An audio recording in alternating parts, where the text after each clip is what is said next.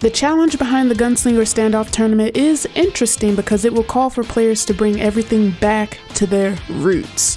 Games that have a scaled progression system lead their games off with a set foundation in its gameplay, and the Mega Man Battle Network series is no exception to that.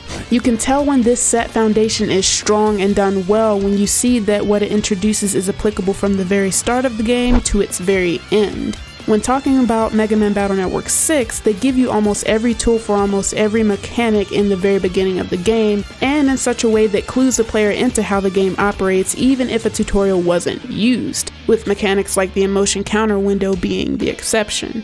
That first tool given to the player being Cannon, which sets the precedent for all chips like it that will come after. Cannon is the first chip in the library list for a very good reason. It's super simple, and that is by no means a bad thing. It shoots forward, dealing damage. We all know this, and it isn't anything revolutionary. However, this simple thing in itself introduces how the playing field will work and how many chips like it will operate. On the playing field, one would have to realize that Cannon will only succeed if they change their position to line up its shot with the opponent.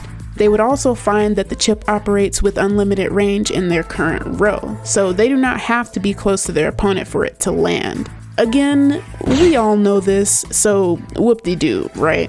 Well, I believe that this is very simple but also very effective and something worth appreciating in its core design. The game trains the player from the very beginning by making them use simple and restricted chips to teach the player the game, yes, but also to get them started on mastering those mechanics for more difficult encounters. Many more chips that make landing hits easier do come later, however, the player has that backlog of experience from the beginning of the game to use if they decide to bring chips that come with similar restrictions like that of some of the earlier chips. The reason why I love these challenges and why I'm excited to see what builds people bring to the Gunslinger Standoff Tournament is because it will make players flex that muscle that Cannon and chips like it introduced to all of us in the very beginning, instead of relying on the easier options. We are all so spoiled, I tell you what.